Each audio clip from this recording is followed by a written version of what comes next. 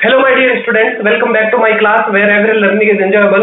और आज हम स्टार्ट करेंगे कि जो हमने अभी जो सेकंड चैप्टर पढ़ा है गाउस का नियम तथा इसके अनुप्रयोग, उसके जो है वो मैं आज कुछ अच्छे एग्जांपल लेके आया हूँ। और आज को मतलब आज हम जो है कुछ अच्छे एग्जांपल करेंगे और नेक्स्ट लेक्चर से जो है वो हम अपना नया चैप्टर स्टार्ट करेंगे, यानी विद्युत विभव। तो चलिए हम जो है वो पहला एग्जांपल समझते हैं क्या है। जो आपको दे रखा है कि चित्रानुसार एक घन विद्युत क्षेत्र, चित्रानुसार एक घन विद्युत क्षेत्र E is equal to E naught x I cap में स्थित है। ये घन की प्रत्येक भुजा A इक्वल टू 1 सेंटीमीटर है। मतलब ये क्या है A, ये भी क्या है A, सभी A है, ठीक है। तथा नियतांक की वैल्यू दे रखी है आपको इस ई नॉट की।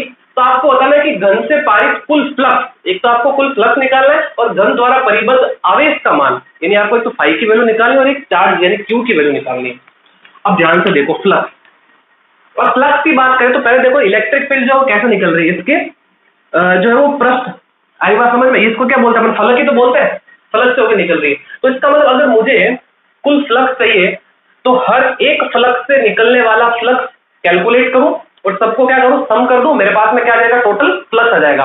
और अगर बात करूं मैं इस घन की, तो घन के कितने फलक है, 6, अरे बात समझ में, 6 है ना, 1 2 ये सामने वाला और एक पीछे वाला 3 और ऊपर वाला एक नीचे वाला, तो टोटल कितना हो गया, 6 फलक हो गए। क्लियर। सो अब अगर मैं टोटल फ्लक्स की बात करता हूं तो मेरा ब्लैक पेन कहां गया, चलो अगर मैं फ्लक्स की बात करूं तो phi is equal to total flux की। तो देखो मेरे पास में क्या होगा, इस फ्लक्स से जाने वाला कुल फ्लक्स वो क्या है मेरे पास में ई डॉट ए, तो सही तो लिखते हैं, ये होगा मेरे पास में क्या, ए बी ई एफ, फिर प्लस ई डॉट ए। अब मैं इस फलक की बात कर रहा हूं, ये वाला फलक ले लिया, अब एक इसके पीछे वाला फलक कौन सा, ओ सी डी जी, ओ सी डी जी, फिर प्लस ई डॉट ए। अब एक में क्या करता हूं, ये सामने वाला फलक ले लेता हूं, कौन सा, D E F G, D E F G, फिर प्लस ई डॉट ए। अब ये लिया तो जस्ट इसके पीछे वाला कौन सा होगा, ये तो होगा बी सी ओ ए या A B C O, A B C ओ, फिर प्लस ई डॉट ए। अब 4 हो गए, अब एक ऊपर वाला ले लेते हैं, कौन सा, B C D E, B C D E, फिर प्लस ई डॉट ए। अब कौन सा बच गया, ये नीचे वाला ओ A F G, O A F G, यही तो होगा मेरे पास में टोटल फ्लक्स। मतलब हर एक फलक से निकलने वाला फ्लक्स को हम कैलकुलेट करें और सबको ऐड कर दें, ये मेरे पास में टोटल फ्लक्स आ जाएगा। चलिए अब बात करते हैं यहाँ पे इनके बीच में एंगल की, यानी इलेक्ट्रिक फील्ड विद्युत क्षेत्र और क्षेत्रफल सदिश के बीच में क्या होगा। तो देखो अगर मैं बात करूं इस फलक की, तो इसका एरिया क्या होगा, लंबवत बाहर की ओर, तो इसका मतलब देखो यहाँ पे एंगल कितना है, 0 डिग्री। तो यहाँ एंगल कितना है इन दोनों के बीच में, 0 डिग्री।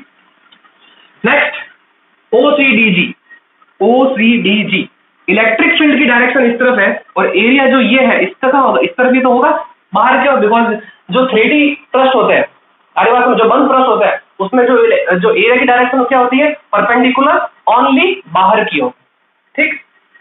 तो एरिया की डायरेक्शन यहाँ क्या है, इस तरफ है, यहाँ पे इस तरफ से, यहाँ देखो इलेक्ट्रिक फील्ड इधर, एरिया इधर, एंगल कितना बना 180, तो यहाँ पे थीटा कितना 180।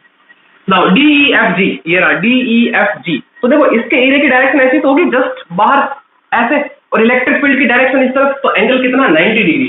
तो यहाँ एंगल कितना है 90 डिग्री। नाउ ABCO, ABCO ये है पीछे वाला है ना, तो उसकी जो एरिया की डायरेक्शन होगी वो क्या होगी, अंदर की ओर है ना, उस तरफ, मतलब बोर्ड के अंदर है अगर देखा जाए, थोड़ा सा इसको फील करो इस चीज से। ABCO की जो डायरेक्शन होगी वो उस तरफ होगी, इलेक्ट्रिक फील्ड की डायरेक्शन इस तरफ, तो एंगल कितना इनके बीच में 90 डिग्री। नेक्स्ट है BCDE, BCDE अगर मैं इसके एरिया की डायरेक्शन की बात करूं तो वो क्या होगी, जस्ट ऊपर की ओर ऐसे ही तो होगी, और इलेक्ट्रिक फील्ड की डायरेक्शन इस तरफ, एंगल कितना इनके बीच में भी 90 डिग्री। क्लियर। OAFG, ये रहा OAFG, इसकी जो है वो मतलब एरिया की बात करें उसकी डायरेक्शन नीचे की ओर, इलेक्ट्रिक फील्ड की डायरेक्शन इस तरफ, एरिया नीचे, एंगल कितना 90 डिग्री। मजा आ गया ना। तो देखो फॉर्मूला क्या होता है, E A cos थीटा और cos 90 जैसे ही आएगा तो ये सारी वैल्यू क्या हो जाएगी, जीरो। 90 वाली ये सारी वैल्यू क्या है, जीरो। ये भी जीरो, ये भी क्या होगी, जीरो, और ये भी वैल्यू क्या होगी।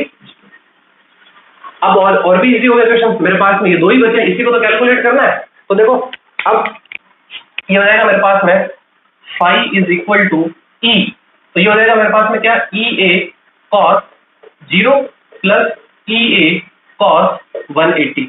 अब ऐसा मत करना इसकी वैल्यू -1 और इसकी वैल्यू +1 और इस सबको काट दो, नहीं, ध्यान रखना, क्योंकि इसकी डायरेक्शन इस तरफ है और इसकी डायरेक्शन इस तरफ है। तो cos 0 की वैल्यू 1 होती है, ई की वैल्यू ये रही, आपको क्वेश्चन में दे रखी है, ई नॉट एक्स आई कैप, एरिया क्षेत्रफल, ये क्या है, एक वर्ग ही तो है, और वर्ग का क्षेत्रफल क्या होता है, भुजा स्क्वायर। तो ये आएगा मेरे पास में ये भुजा का स्क्वायर। अब इसकी डायरेक्शन देखो धनात्मक x दिशा में, तो इसका मतलब यहां में क्या लिखूंगा, आई कैप, बिकॉज दिशा में तो बतानी पड़ेगी, तो वो क्या इसके लिए क्या आएगा, आई कैप आएगा। क्लियर ना, फिर प्लस यहां पे मेरे पास हो जाएगा ई नॉट एक्स आई कैप, ए की जगह वाई ए स्क्वायर, बट यहां पे मैं क्या लिखूंगा, माइनस आई कैप। क्यों, क्योंकि इसकी डायरेक्शन जो है वो क्या है, ऋणात्मक एक्स एक्सिस, या मतलब एक्स दिशा में, ठीक है ना, तो इसलिए मैं क्या लगूंगा, माइनस आई कैप लिखूंगा। नाउ अब ध्यान से देखो एक चीज और, यहाँ पे x जो आ रहा है वो क्या है, ये है क्या, दूरी। सबसे पहले बात करूं मैं इस फलक की, इस फलक के मूल बिंदु से दूरी कितनी है, देखो ये देखो a ही तो है, बिकॉज ये a है तो ये भी तो a होगी, तो यहाँ पे जो वैल्यू है x की वो कितनी है, a, और यहाँ पे बात करें तो वैल्यू कितनी होगी, 0। देख लो, बिकॉज ये फलक का है जस्ट यहीं पे, तो मूल बिंदु पे ही तो है, तो इसका मतलब यहाँ दूरी कितनी हुई, 0 ही तो हुई। अगर ये 0 हुई तो यहाँ जैसे ही आप x की वैल्यू रखोगे तो ये भी वैल्यू 0 हो गई। अब आप बोलोगे सर क्या आप इसको भी काटने वाले हो, नहीं, इससे हमें जो है वो कुछ ना कुछ आंसर निकलेगा। तो देखो 5 वैल्यू जो है हमारी 0 होगी। तो अब बढ़ते हैं आगे, अब हम जो है वो वैल्यूज रख लेते हैं। तो phi is equal to E naught दे रखा क्वेश्चन में 2.5 into 10 to the power 5, x की वैल्यू दे रखी है मुझे a, और x की वैल्यू a, और a की तो दे रखा आपको क्वेश्चन में 1 सेंटीमीटर, तो सेंटीमीटर को मुझे किसमें बदलना पड़ेगा, मीटर में बदलना पड़ेगा, 10 की power -2। Now i dot i 1 हो जाएगा, ठीक है। अब a स्क्वायर, a वही साइड 1 सेंटीमीटर, तो 1 इंटू 10 की पावर -2 का होल स्क्वायर, बिकॉज मीटर में चेंज किया इसलिए। So now phi is equal to, ये देखो कितना हो जाएगा, 10 की पावर -4 और 10 की पावर -2, तो 10 की पावर -6, so 2.5 इंटू 10 की पावर 5 मल्टीप्लाई 10 की पावर -6, तो 5 -6, तो ये हो जाएगा -1, सो -1। अब डिवाइड कर दो इसको भले, तो ये हो जाएगा फाई इज इक्वल टू 0.25। अब यूनिट की बात करें, इकाई क्या होगी, विद्युत क्षेत्र की इकाई क्या होती है, न्यूटन पर कूलम, एरिया की क्या होती है, मीटर स्क्वायर, तो न्यूटन इंटू मीटर स्क्वायर पर कूलम। ये फ्लक्स निकाल लिया। अब फ्लक्स आ गया तो चार्ज तो आ ही जाएगा, बिकॉज यहाँ पे लगाएंगे हम गाउस का नियम, और गाउस के नियम से होता है कुल फ्लक्स बराबर Q बटे एप्सिलॉन नॉट। इस एप्सिलॉन नॉट को इस तरफ शिफ्ट कर दो तो Q इज इक्वल टू आ जाएगा फाई इंटू एप्सिलॉन नॉट, और फाई की वैल्यू ये रही 0.25, और एप्सिलॉन नॉट की value 8.85 into 10 to the power -12। इसको आपको सॉल्व करना है और आंसर निकालना है कूलम, यूनिट क्या कूलम में तो होगी, ये आपका काम है, ये मेरा काम है। सो आई होप आपको ये एग्जांपल अच्छे से समझ में आया होगा। फटाफट इसका स्क्रीनशॉट लीजिए, फिर हम जो है वो आगे और अच्छे न्यूमेरिकल करते हैं। तो चलिए स्क्रीनशॉट लो फटाफट। तो चलिए स्टूडेंट्स, अब हम जो है वो आगे कुछ और एग्जांपल करते हैं। हमारा अगला एग्जांपल ये है, देखो मैं इसको समझाता हूँ आपको है क्या। ये मेरे पास में दो क्या अचालक पट्टिका है जिनपे क्या है, एक समान मात्रा में जो है आवेश है, ठीक है। तो आपको इन पृष्ठों के बीच में, एक तो इन पृष्ठों के बीच में तथा बाहर स्थित किसी बिंदु पर विद्युत क्षेत्र क्या करनी है, आपको तीव्रता ज्ञात करनी है। तो देखो यार, एक तो यहाँ पे ले लेंगे, बीच में तो बोला ही है, और चाहे आप यहाँ लो चाहे यहाँ लो, दोनों पर इलेक्ट्रिक फील्ड जो है वो सेम ही आएगा। अभी देखना आप, तो पहले तो इसमें क्या बोले, समान मात्रा में आवेश है, लेकिन ये नहीं बताया कि किस पे कौन सा है, या दोनों ही जो है वो पॉजिटिव है, दोनों ही नेगेटिव है, या एक पॉजिटिव है या एक नेगेटिव है। तो इसके लिए हमें जो है वो यहाँ पे कंसिडर करना पड़ेगा, यहाँ पे हमें जो है वो दो केस बनाने पड़ेंगे। एक तो ये दोनों को क्या करना पड़ेगा, हमें समान आवेश देना पड़ेगा, और एक बार हमें क्या करना पड़ेगा, इनको विपरीत आवेश देना पड़ेगा। तो सबसे पहले मैं क्या कर रहा हूँ, इन दोनों को जो है वो समान आवेश दे रहा हूँ। तो ये लो, ये मैंने क्या किया, इनको जो है वो समान आवेश दे दिया। ये अब दो पॉइंट मैंने यहाँ सिलेक्ट कर लिए, एक ये सिलेक्ट कर लिया, एक ये सिलेक्ट कर लिया। क्लियर। अब अगर बात करूं इसको मैं प्लेट 1 दे देता हूँ, इसको 2 दे देता हूँ, ये पॉइंट ए हो गया, ये पॉइंट बी हो गया। तो देखो इस प्लेट के कारण इस पे जो इलेक्ट्रिक फील्ड की डायरेक्शन होगी वो इधर ही तो होगी E1 बिकॉज चार्ज से दूर, और इस प्लेट के कारण इस पॉइंट पे इलेक्ट्रिक फील्ड होगी वो उसकी डायरेक्शन होगी इस तरफ E2। बोला जाता है, क्लियर है? यहां पे रहता है इस प्लेट के कारण इस पॉइंट पे जो इलेक्ट्रिक फील्ड की डायरेक्शन होगी वो इस तरफ होगी E1, और इस प्लेट के कारण इस पॉइंट पे भी इलेक्ट्रिक फील्ड की डायरेक्शन होगी वो क्या होगी, इस तरफ। आगे बात समझ में? अब बात करो, अगर मेरे पास में अचालक पट्टिका है और अगर मैं इसके किसी निकट किसी बिंदु पे मुझे अगर विद्युत क्षेत्र की तीव्रता निकालनी हो तो मैंने गाउस के नियम से हमने ये निकाला था सिग्मा अपॉन 2 एप्सिलॉन नॉट। बोलो याद आया? इस तरीके से E2 से भी तो यही होगा, sigma upon 2 epsilon not. Clear? यानी कि यहाँ से E1 और E2 क्या है, सेम है। अब अगर बात करूं ए पे, तो ये तो मेरे पास में केस फर्स्ट है, ठीक है ना, केस फर्स्ट।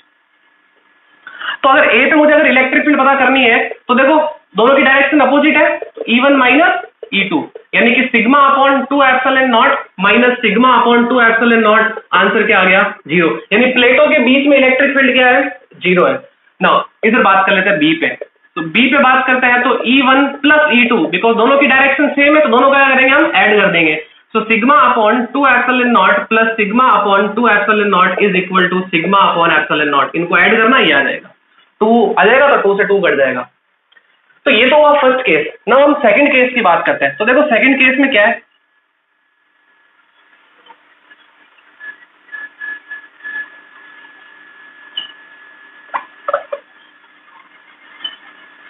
अब सेकंड केस में मैं क्या कर रहा हूं, इनको विपरीत आवेश से आवेशित कर रहा हूं। यानी इसको मैंने अगर पॉजिटिव चार्ज दिया है तो इसको मैं क्या दूंगा, नेगेटिव चार्ज। और वही मैं क्या करूंगा, यहाँ पे 2 पॉइंट जो है वो सिलेक्ट करूंगा, एक P पॉइंट और एक Q पॉइंट, ये 1 और ये 2, ठीक है। अब अगर मैं बात करूं इस पॉइंट पे, इस प्लेट के कारण इलेक्ट्रिक फील्ड की डायरेक्शन इस तरफ होगी, यानी ये E1, और इस प्लेट के कारण इस पॉइंट पे इलेक्ट्रिक फील्ड की डायरेक्शन चार्ज, बिकॉज ये माइनस है तो माइनस की और होती है, ये लो E2, मतलब यहाँ पे जो है वो दोनों की डायरेक्शन सेम इस पॉइंट पे आ जाता है। इस प्लेट के कारण इलेक्ट्रिक फील्ड की डायरेक्शन इस तरफ और इस प्लेट के कारण इलेक्ट्रिक फील्ड की डायरेक्शन प्लेट की और, यानी ये क्या हो गया मेरे पास में E2, ये E1 और ये E2। अब भाई ये मेरे पास में केस 2 है, ध्यान रखना। अब भाई कि P पॉइंट पे इलेक्ट्रिक फील्ड, P पॉइंट पे इलेक्ट्रिक फील्ड दोनों की डायरेक्शन सेम है, तो ये हो जाएगा मेरे पास में sigma upon 2 epsilon naught plus sigma upon 2 epsilon naught is equal to sigma upon epsilon naught. और नाउ अगर मैं बात करूं Q पे, तो Q पे देखो दोनों की डायरेक्शन अपोजिट है, तो ये हो जाएगा E1 माइनस E2, यानी वही sigma upon epsilon not minus sigma upon 2 epsilon not, sigma upon 2 epsilon not minus sigma upon 2 epsilon not, answer क्या आएगा। तो ये था क्वेश्चन, तो काफी अच्छा क्वेश्चन था, आएगा समझ में, आई होप आपको समझ में आ गया होगा। थर्ड एग्जांपल, ये बोल रहा है कि दिए गए पृष्ठ से पारित कुल विद्युत फ्लक्स ज्ञात कीजिए। ये पृष्ठ आपको दे रखा है, यहाँ पे आपको यहाँ चार्ज रखा है। अच्छा मुझे ये बताओ, अगर मुझे पृष्ठ से जो है वो कुल फ्लक्स चाहिए तो चार्ज क्या होना चाहिए, उस सरफेस के क्लोज सरफेस के अंदर होना चाहिए, बट यहाँ बात करें तो ये क्लोज सरफेस में नहीं है। एक बात समझ, मुझे क्या करना पड़ेगा, इसको क्लोज सरफेस बनाना पड़ेगा। तो क्लोज सरफेस बनाने के लिए देखो, क्या मैं इसको ऐसा इससे ऐसे ढक दूं ऊपर, ऐसे एक और स्फेयर बना दूं, हेमी स्फेयर है ना, या हम क्या बोलते हैं इसको, अर्धगोला। अब चार्ज देखो इस पूरे जो है वो बंद पृष्ठ के अंदर आ गया। आपको पता होगा ऐसा अपन ने क्वेश्चन किया था, मैंने ऐसे एक प्लेट रखी थी है ना, और उससे मैंने क्या बनाया था, एक क्यूब बनाया था, याद करो मैंने उससे है ना एक घर बनाया था इस तरीके से, ये बंद पृष्ठ मैंने कुछ बनाया था इस तरीके से। आगे बात समझ में, ऐसे ही तो बनाया था मैंने बंद पृष्ठ, आगे बात समझ में। और इस फलक से आने वाला कुल फ्लक्स क्या था, phi is equal to Q upon epsilon naught, तो होता ही है, बट कितने फलक है, 6 है, तो इसलिए क्या आएगा ये, ठीक है। यहां पे आ जाओ, तो अब यहां पे देखो मेरे पास में यहां से जो फ्लक्स जाएगा वो कहां जाएगा, इसके आधे भाग से जाएगा। तो यहां जो फ्लक्स का फॉर्मूला आएगा या फ्लक्स की जो वैल्यू होगी, तो क्यू अपॉन एप्सिलॉन नॉट तो होती है, बट आधे भाग से जाएगा, इसलिए यहां मैंने क्या लिखा 2। तो ये है मेरे पास में कुल फ्लक्स। आगे बात समझ में, यहां पे आ जाता है। अब फोर्थ एग्जांपल, यहाँ ये देखो कि 1 मीटर स्क्वायर क्षेत्रफल, तो सबसे पहले आपको क्षेत्रफल दे रखा है, तो मैं यहाँ पे लिख लेता हूँ, ए की वैल्यू दे रखी है आपको 1 मीटर स्क्वायर, कि 2 धात्विक पृष्ठ एक दूसरे के समांतर 0.05 मीटर दूरी पर रखे गए। तो ये मैंने जो है वो 2 धात्विक पृष्ठ बना दिए और इनके बीच की डिस्टेंस कितनी दे रखी है, 0.05 मीटर। दोनों पर समान परिमाण परंतु विपरीत आवेश है, तो ये तो समान परिमाण कर देते हैं इनको, और आवेश भी क्या है, विपरीत है, तो ये बना दिया। यदि दोनों के मध्य विद्युत क्षेत्र 55 वोल्ट पर मीटर हो, यानी ई की वैल्यू दे दी आपको 55 वोल्ट पर मीटर, तो प्रत्येक पर आवेश का मान क्या होगा, ये क्यू की वैल्यू आपको बतानी है। अच्छा, अगर मैं बात करूं, अगर दोनों ही प्लेट अगर मेरे पास में अपोजिट साइन की है तो इलेक्ट्रिक फील्ड कहां मिलेगा आपको, बीच में तो मिलेगा, देख लो ये रहा। बाकी इस तरफ चलो चाहे आप इस तरफ चलो, इलेक्ट्रिक फील्ड हमेशा जीरो होगा। अगर यहां पे भी लोगे तो इस प्लेट के कारण इलेक्ट्रिक फील्ड की डायरेक्शन इस तरफ और इस प्लेट के कारण इलेक्ट्रिक फील्ड की डायरेक्शन इस तरफ, तो एक इधर और एक इधर, तो यहाँ पे भी जीरो हो जाएगा। तो इलेक्ट्रिक फील्ड कहां मिलेगा, बीच में। तो इसकी वैल्यू कितनी होगी, सिग्मा अपॉन एप्सिलॉन नॉट। तो यहाँ पे जो आपको ई की वैल्यू मिलेगी वो क्या होगी, sigma upon epsilon not. Clear है यहाँ तक, आगे बात समझ में। चलिए, अब सिग्मा क्या होता है, Q upon A epsilon not. बोलो होता है एकांक क्षेत्रफल में उपस्थित आवेश। अब क्यू निकालना, इन दोनों को इधर शिफ्ट कर दो। So Q is equal to E A epsilon naught. So Q is equal to, E की वैल्यू आपको क्वेश्चन में दे रखी है 55, एरिया आपको दे रखा है क्वेश्चन के अंदर 1 मीटर स्क्वायर, और एप्सिलॉन नॉट की वैल्यू आपको पता होती है 8.85 इंटू 10 की पावर -12। तो यहां से इसको सॉल्व करना, आंसर आ जाएगा आपका कूलम में, बिकॉज चार्ज की यूनिट क्या होती है, कूलम ही तो होती है। सो आई होप आपको ये एग्जाम्पल समझ में आ गए होंगे। तो फटाफट इसका स्क्रीनशॉट लीजिए, फिर हम जो है वो एक लास्ट एग्जाम्पल करते हैं, वो भी काफी अच्छा है, जो है वो कंपटीशन एग्जाम में आ रखा है, AIEEE में आया था। तो फटाफट इसका स्क्रीनशॉट लीजिए, फिर हम जो है वो आगे बढ़ते हैं।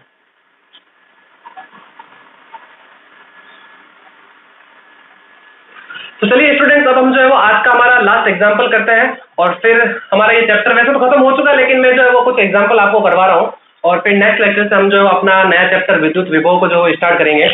तो देखिए ये एग्जाम्पल है क्या, मैं इसको समझाता हूँ। तो सबसे पहले तो देखो, ये मेरे पास में एक क्या है, अचालक प्लेट है। क्लियर, इससे एक सिल्क की डोरी से एक आवेशित गेंद को जो है वो लटकाया गया है थीटा एंगल पे। क्लियर, आपको जो है वो इस प्लेट पर कितना पृष्ठ आवेश घनत्व है वो आपको बताना है। आगे बात समझ में, क्या है, एक अचालक प्लेट है, जो इससे जो है एक सिल्क की डोरी बंधी हुई है, जिससे एक आवेशित गेंद को जो है वो लटकाया गया है किस एंगल पे, थीटा एंगल पे। आपको जो है वो इस प्लेट पे कितना पृष्ठ आवेश घनत्व है वो बताना है। तो देखो, इसको समझना बहुत ही अच्छा एग्जांपल है, ये AIEEE 2005 में आया था, AIEEE 2005 का क्वेश्चन है ये। तो देखो,